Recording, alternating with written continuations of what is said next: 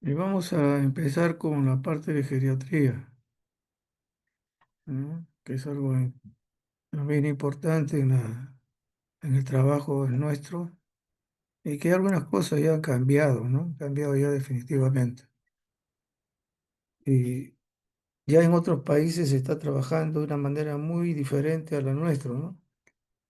Como les comentaba a mis alumnos de la práctica, ya en otros países no necesitan hacer ayuno los pacientes que van a hacer sus exámenes, salvo excepciones. Pero acá todavía seguimos con el ayuno.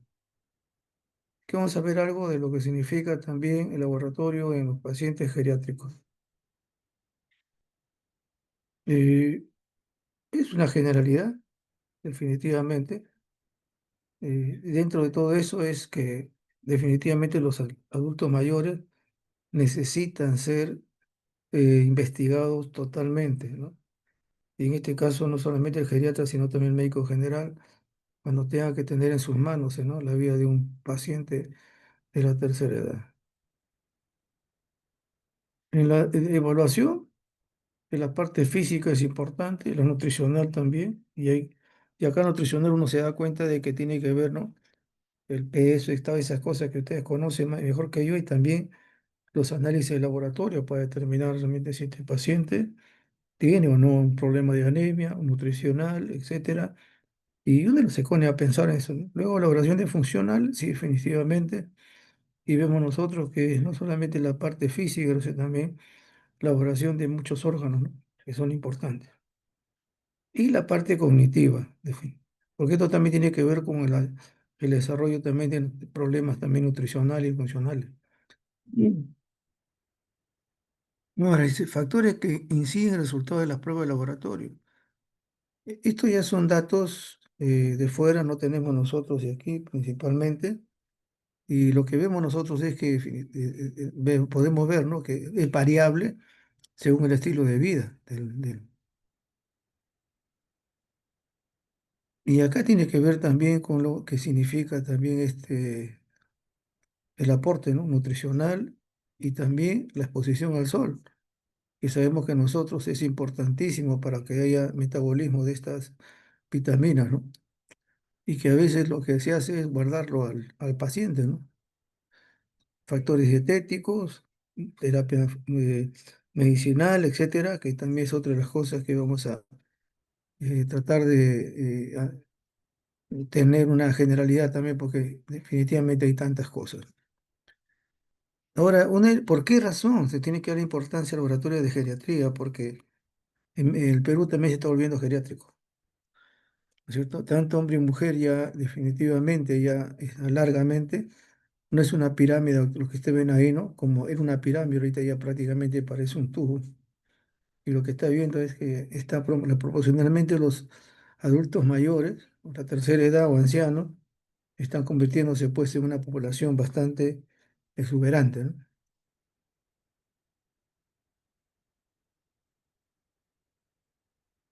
Una de las cosas que también se ve que muchos países en el Perú, índice de dependencia de la población adulta mayor ha aumentado, está llegando ya al 41,5. Entonces ya hay dentro de nuestra familia alguien que está dependiendo de nosotros, ¿no? En algunos hogares también nos habla, hogares con algún miembro de adulto mayor, y vemos también que hay una proporción bastante alta. Ahora sí, los abuelitos sirven para sacar al perro de paseo. La población que tenga una situación también de problema de salud crónica, que ese es justamente el problema de poder tener los exámenes de laboratorio con respecto a su naturalidad, también por el sexo, y según la residencia, ¿no? Y ven acá nosotros lo que podemos tener, esa diferenciación, ¿no? ¿Cuáles son los factores de riesgo que más frecuentemente se da en nuestro medio? La hipertensión, en esto podemos decir obesidad en general, porque acá estamos sobrepeso y obesidad, y la diabetes. Otras cosas también se agregan, pero esto es lo más frecuente que se observa en el Perú. Ahora, ¿cuál es el término que de verdad que es una de las cosas que se tiene que tener presente, ¿no? Por esa razón que veo que el geriatra cuando lo va a atender a un paciente de la tercera edad o paciente adulto mayor, es una recua de exámenes, ¿ah? Porque tiene que ver no solamente la parte basal, sino si sus órganos están funcionando bien. Entonces, tiroides, renal, hepático, etcétera, es una de las cosas que también se solicita, ¿no? Para poder determinar dónde está la mayor dificultad del adulto mayor.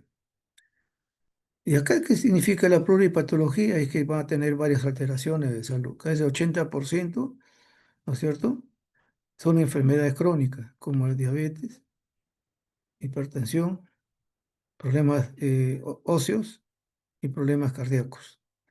Es lo que frecuente, por eso que un anciano es pluripatología porque tiene diversos tipos de enfermedades crónicas, ¿no? En su vida. Frecuentemente, con estos pacientes pues, se hospitalizan con frecuencia en las emergencias por un ACV, problemas respiratorios, problemas de neumonía o fractura de cadera. Y en cuarto lugar el cáncer, ¿no? Pero frecuentemente es ACV, fractura de cadera, luego los enfermedades respiratorias y el cáncer. Esos son los hallazgos de lo que se puede ver en pacientes que son geriátricos. En estos pacientes definitivamente lo que va a alterarse es la homeostasis, que significa el equilibrio hídrico interno, hidroelectrolítico interno. Va a haber una alteración por todas esas situaciones que está pasando en la enfermedad. ¿Por qué? ¿Y por qué tiene eso? Porque la parte inmunológica ya no está funcionando. Entonces se le puede agregar problemas respiratorios de todo tipo, ¿no? Y que a veces lo que va a suceder es que va a haber largos periodos de latencia de estas enfermedades. Es decir, no, yo un resfrío lo tenía, vamos, con la justa 3, 4 días, no, un adulto mayor puede llegar 3 meses a más por un problema de ese tipo, ¿no? Hasta que se restablezca. Una de las complicaciones también de acerca de esta situación de variabilidad de enfermedades es la inmovilidad. Esto también va a comprometerlo y va a perjudicar no solamente la deambulación, la fuerza muscular, la sociabilidad, sino también los problemas respiratorios. Otra de las cosas que se ven con mucha frecuencia, y es la verdad, es la iatrogenia. Iatrogenia por nosotros, por si acaso. Y más del 30% se emplean pues drogas a largo tiempo y luego esto va a hacer que haya una reacción, que este paciente sufra reacciones, ¿no? Adversas. ¿Por qué? Porque toma algo para el corazón, toma algo para el estómago, toma algo para el riñón. Y a veces es el problema que tenemos, ¿no? Por cada situación clínica le damos un medicamento. No valoramos realmente si necesita exclusivamente para eso o solucionando un primer problema para evitar esto, pero sucede, ¿no? Esa es la pluripatología. Y no mencionaba la inmovilidad. Miren todas las complicaciones que puede haber en pacientes con inmovilidad. Entonces, se agrega más la enfermedades crónicas con el problema también de la inmovilidad. Entonces, ese es a ese vamos a dirigirnos los laboratorios. Por eso que yo les decía, ¿no? Aquí tienen que ver ustedes que imagenología, hacerle su glucosa, vigilar sus lípidos totales, vigilar la parte del laboratorio articular, ver los problemas cardíacos y todo ese número de cosas tiroides también, etcétera. Entonces, todas esas situaciones se tiene que vigilar en estos pacientes por esa razón. De la pluripatología a la polifarmacia. Y es lo que mencionamos en antes, ¿no? ¿Y por qué? Porque este simplemente es uno de los problemas serios que tienen las personas de la tercera edad. Y en la mañana estuve conversando con un amigo que justamente está ya por los 76 años y me comentaba, pues, ¿no? Que hay medicamentos que toma que ya no quiere tomarlo porque no le deja deambular correctamente. Y también es cierto, ¿no? Y eso a veces hay que uno mismo corregir, que no es todos los días, a veces interdiario, cada 2 días, una vez para la semana, porque si no, no se puede realizar las actividades que uno quiere. Ese es el asunto. Entonces, aquí hay, el problema es son las interacciones medicamentosas. Y acá mucho de las cosas es las reacciones adversas, que es una de las situaciones que se maneja también a nivel mundial es se hospitaliza a estos pacientes. Hay reacciones adversas muy serias que tienen que hospitalizarse. No es la enfermedad, sino los medicamentos que se les mezcla y por una situación muchas veces clínica, ¿no? Y acá vemos algunos que se han ya investigado, ¿no? Fármacos que potencialmente inapropiados, ¿no? Algunos podemos utilizar lo que sea con bastante cuidado. ¿Hay riesgos asociados? Siempre va a haber. Yo lo que he mencionado ahí arriba, ¿no? Esas interacciones y algunos son inclusive hasta con medicamentos que, como por ejemplo la warfarina y utilización del aire, ¿no? No mencionar otra cosa más. Entonces, uno se da cuenta de que hay que ver si hay una simbiosis o hay una contradicción en lo que significa el laboratorio. Y esto va a significar también el hallazgo posterior al laboratorio. Y miren acá ustedes, medicamentos que pueden favorecer las caídas. O sea, ya no solamente lo estamos curando de algo, sino también le estamos diciendo, ¿sabes qué? Vas a caerte, vas a tener una fractura de cadera. Y una de las cosas es esos vasodilatadores, ¿no es cierto? Y los diuréticos. Y ya estoy haciendo referencia a los diuréticos ya en varias oportunidades de pacientes, inclusive amistades. Hay bastante problema con esto de los diuréticos. Medicamentos que ocasionan incontinencia urinaria. Recuerden que en el anciano hay problema de eso, ¿no es cierto? Y que esto también puede conllevar a qué? A que haya otro problema.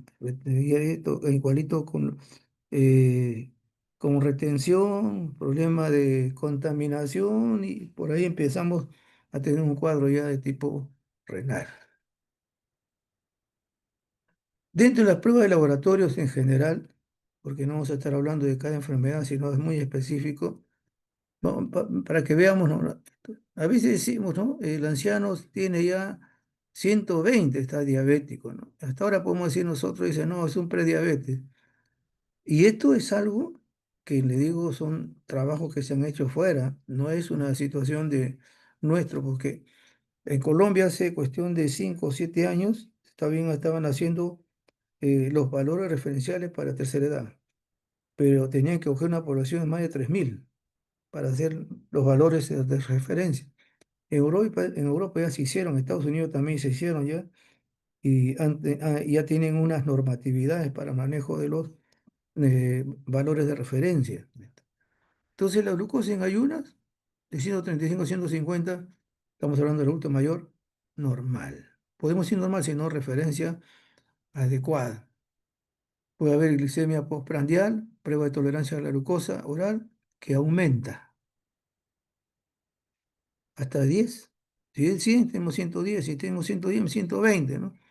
Entonces va a suceder que y por cada década, o sea, dentro de 10 años, que esto, como le digo, este es un trabajo ya, y ya no tengo 10, sino 20 más.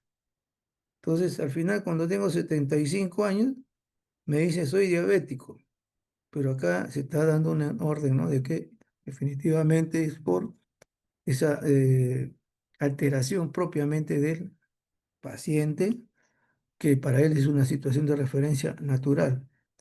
Esto lleva ¿a qué? A una resistencia a la insulina. También eso se conoce.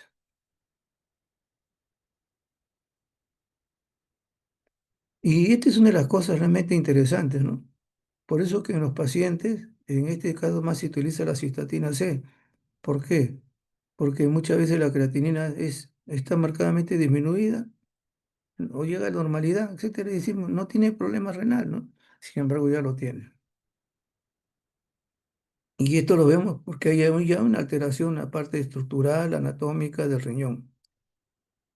Igual en la tiroides, ¿no? Hay situaciones que son ya parte clínica, y vemos T3 libre, por ejemplo, en TSH, valores altos. T3 libre o T4 también hay alteraciones y que esto dentro de la relación también tenemos que ser comparativos. El T4 total disminuye con la edad. Entonces uno se tiene que mirar esto y determinar realmente si vale la pena hacerle todo el tratamiento que a veces dicen, no, tú eres un hipotiroideo, hay que darte medicamentos. Hay que tener mucho cuidado. Y acá vemos otras más, ¿no?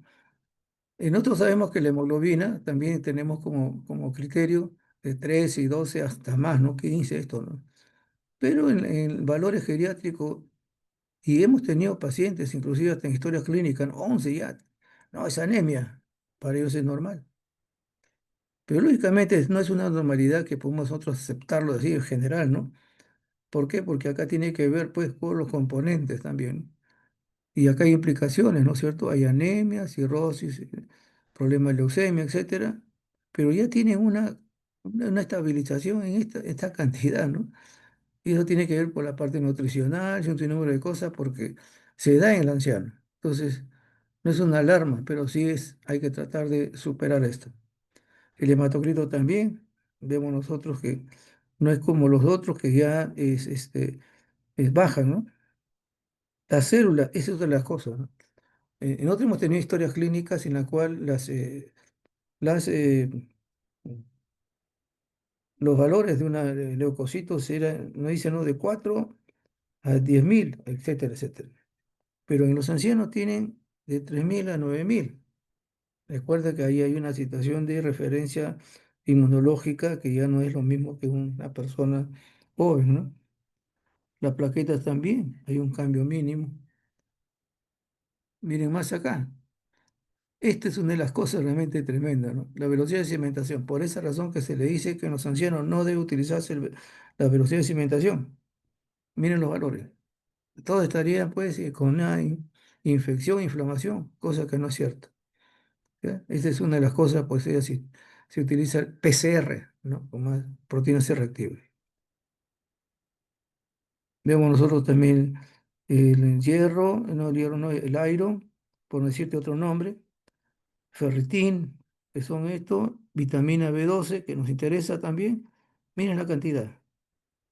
Hoy está con anemia megaloblástica, ¿no? Que sí, podríamos ser desde ese término, pero en los ancianos se acomoda por la parte de, y podemos nosotros, ¿no? Por la parte de nutricional, de absorción a nivel gástrico. En la parte del lípido, en este caso de perfil hepático, definitivamente las alteraciones tienen que ver por qué. Y acá están los valores, ¿no? Que pueden ser hasta bajos, algunos altos, etcétera, y algunos altos. Y eso tiene que ver porque hay una alteración ya en la función hepática, ¿no? Y también porque hay una dieta deficiente, ese es el asunto. Papá, no comas esto, abuelito, ya no puedes comer esto, déjenlo comer chicharrón. Eso. A veces me digo, no, déjenlo comer chicharrón.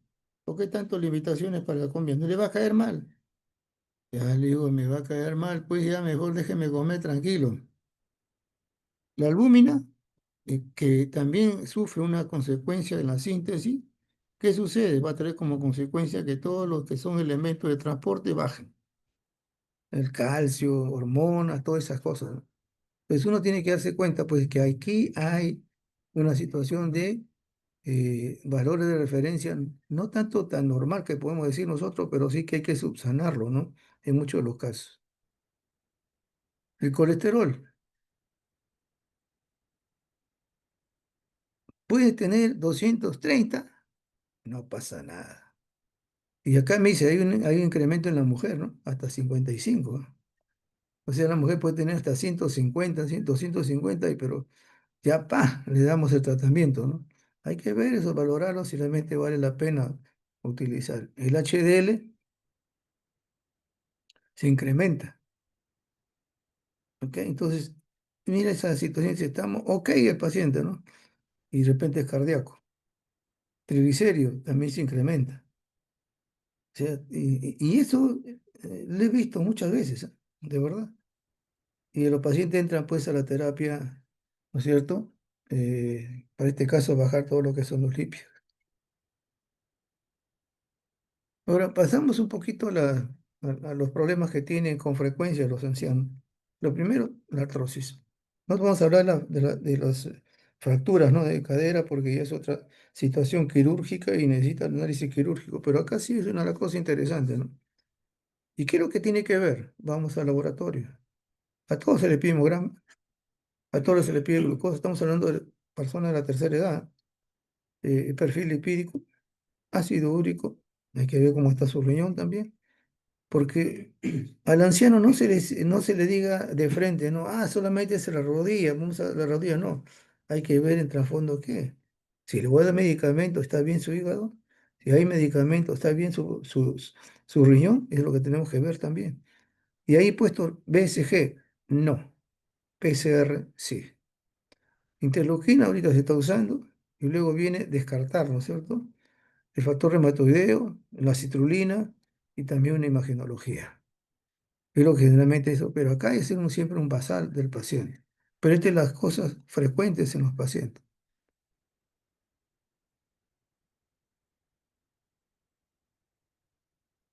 ¿Qué hay con, no creo que, no, sí está bien, sepsis, ¿no?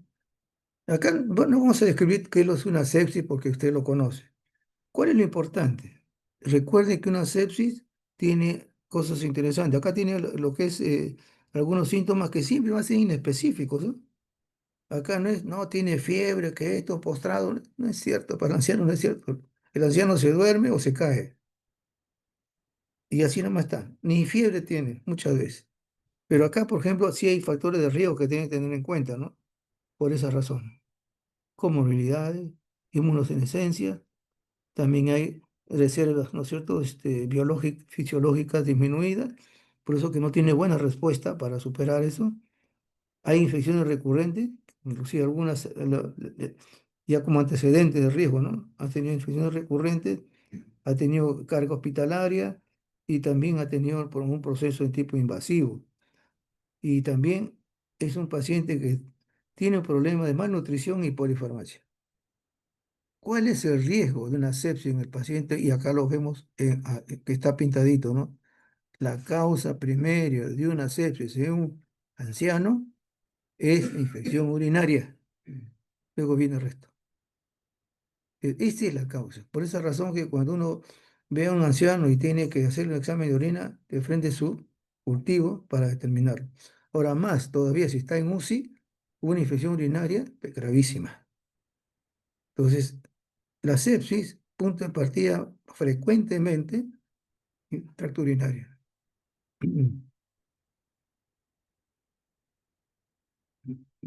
Y ahí vemos todo, para que vean, no es una situación que estamos dejando de lado. En una sepsis hay que hacer extensión gran, o sea, de las secreciones que podemos encontrarles, hay que hacer urianálisis, que recuerdan que el problema renal es importante, se le hace hemocultivo, porque es una sepsis, ese es uno de los primeros criterios, se le hace cultivo de donde venga, inclusive hasta por probable fuente de infección en otro lugar, porque hemos visto también que uno es la orina y otros también otros niveles, ¿no? Inclusive hasta en la parte de piel, podemos decir nosotros.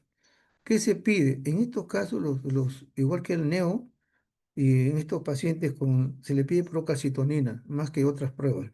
Esto ayuda mucho también a determinar que un cuadro sea infeccioso. Un hemograma está cantado, definitivamente hay que verlo, la respuesta. Y acá van a encontrar, en oportunidades que también le hemos visto nosotros en los hospitales, encontrar un hemograma, ¿no? Con 6.000 o 7.000 y deviación izquierda. Y para mí me impresionaba, porque cuando eran ancianos, no tienen una buena respuesta, ¿no? En este caso. El lactato, háganse en sangre, recuerden que un cuadro séptico va a tener compromiso sistémico, etcétera. Tiene protombina porque puede haber problemas también como el líquido hepático, etcétera. En algunos casos, lo que realiza también el médico es un líquido cefalorraquídeo, ¿no? Porque también esto puede llevar a también una infección a ese nivel. Y ayudado a todo esto son los marcadores cardíacos, porque este es un cuadro sistémico. En la neumonía, frecuentes, son gravísimos en los pacientes, ¿no? Pero vamos a la parte interesante. ¿Por qué hay neumonía en el tercer? El envejecimiento trae disminución del flujo de oxígeno, no escupe lo que agrega, pérdida de la fuerza muscular, ¿no es cierto? Hasta poder explotar la parte torácica, etcétera. Alteraciones de la función mucociliar, no impide el ingreso de gérmenes. También otro de los problemas es reflujo gastroesofágico, que también provoca irritación y provoca también esa tos. Y también la alteración reflejo de glutorio. Todo esto facilita la enfermedad. ¿A qué? Una neumonía por aspiración. ¿Cuáles son los importantes de todo esto, no? Ahí abajo. Son los gérmenes frecuentes, ¿no es cierto? La mayoría adquirió en la comunidad. El neumococo, lo he conocido también, hemófilos influenza, la Klebsiella, gérmenes anaerobios, y menciona ahí la broncoaspiración, ¿no es cierto? También pacientes que están hospitalizados, neumonía, la causa primaria es pseudomonas. O infecciones también polimicrobianas que también suceden en estos casos en estos pacientes. Aquí hay que hacer su hemograma, cultivo de todas las secreciones, ¿no es cierto? De todos los lugares que haya, así aspirado bronquial, traqueal, qué sé yo, tanto, si hay esputo, esputo, si hay, no hay esto y hay que hacer secreción faríngea, también hay que hacerlo. Hemos cultivo porque recuerden que también un punto de la sepsis en la neumonía, haga por el compromiso respiratorio, imagenología, etcétera. Es lo que tiene que llevar en estos pacientes. Y hemos mencionado en antes, ¿no es cierto? La infección de tracto urinario. Generalmente es prevalente más en pacientes hospitalizados, una infección urinaria. Y es la causa más frecuente de bacteremia. Y ese es quizás la parte crítica del paciente que puede llegar hasta es una sepsis, ¿no? Eso es frecuente. Y no hemos visto pacientes con eso. Yo les recontesto a mi grupo que llega un paciente anciano también al laboratorio y se sientan y digo, ¿qué tiene, señor? Ah, no tengo nada, me dice. Mis hijas me dicen que venga porque mi orina apesta mucho, así me dicen. Entonces me enseña el frasco y el frasco pues estaba vaporoso y todas esas cosas. Dije, "Ah, no, este es germen puro". Observo el microscopio, era bacteriuria abundante, asintomática. Entonces, ese es el problema grave, la cosa más frecuencia, por eso dicen esto.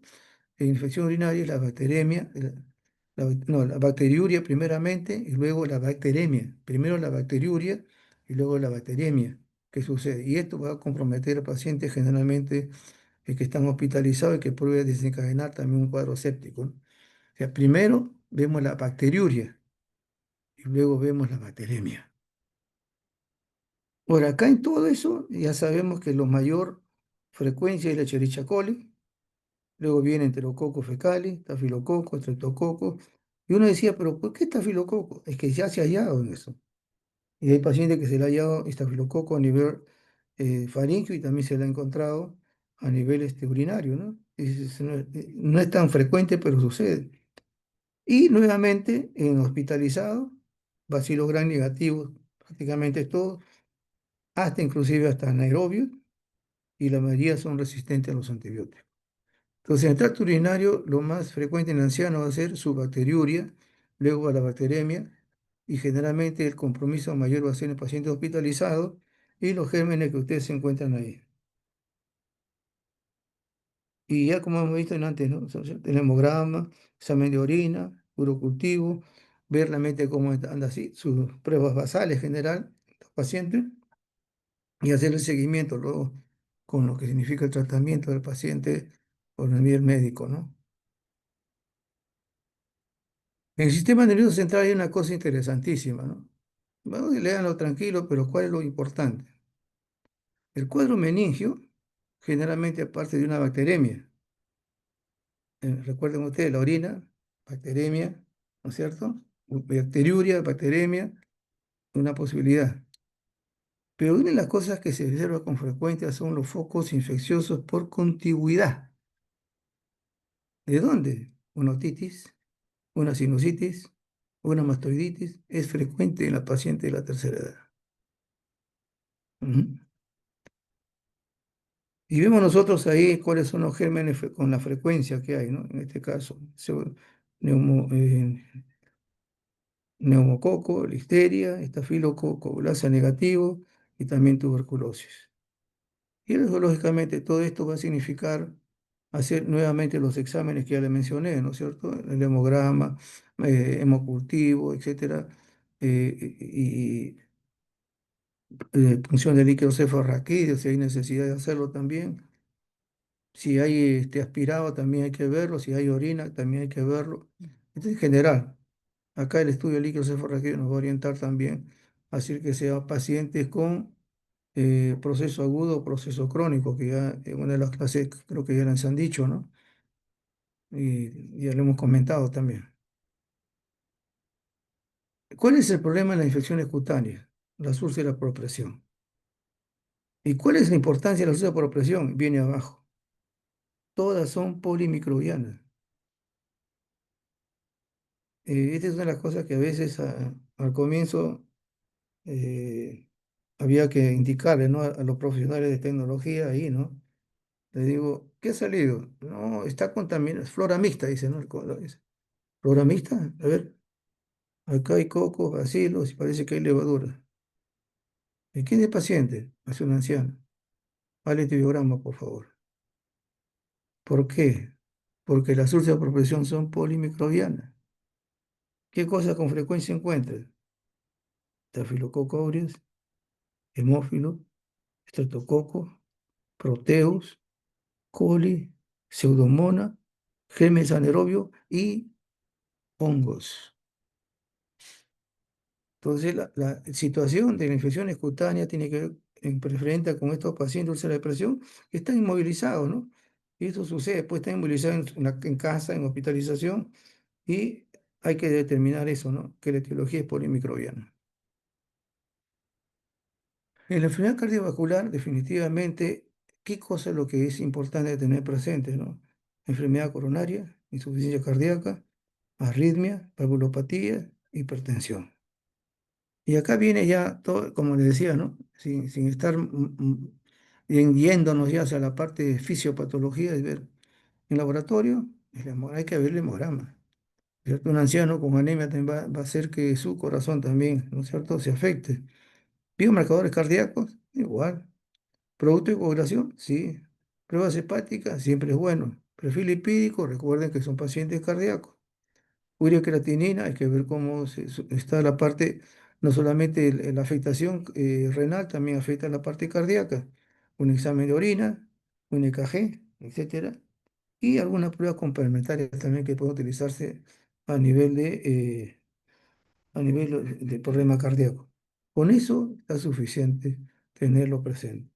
No debe faltar las pruebas, definitivamente los biomarcadores que son importantes, y luego tener todo el pool de lo que significa la cuestión básica, ¿no? En estos pacientes. La renal sobre todo también.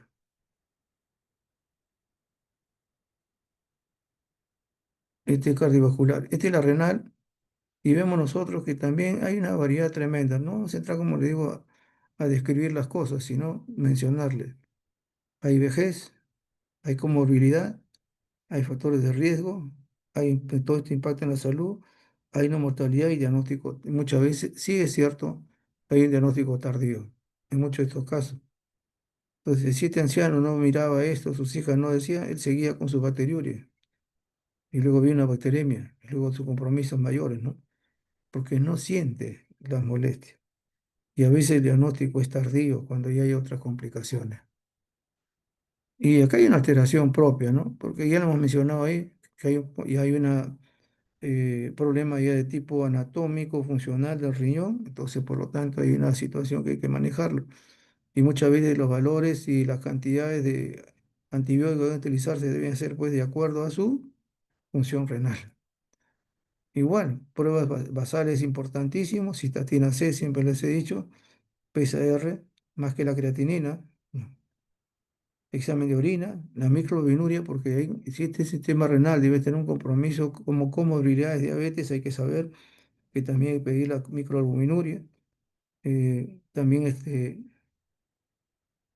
el TFG, que ustedes lo conocen mejor que yo, ¿no es cierto? Electrolitos, perfil lipídico y el EKG. ¿Por qué el EKG? Porque el problema renal puede perjudicar al cardíaco. Y más que todo también porque si acá también puede haber hasta una hipertensión que está afectando la parte renal, por eso no se debe descuidar la otra área. Y la descompensación también de el problema cardíaco es la renal. Entonces, hay una situación que uno tiene que manejarla por su, ¿cómo decirlo? Tratando de hacer la prevención en estos casos de pacientes de la tercera edad. Ok, ok. Wow.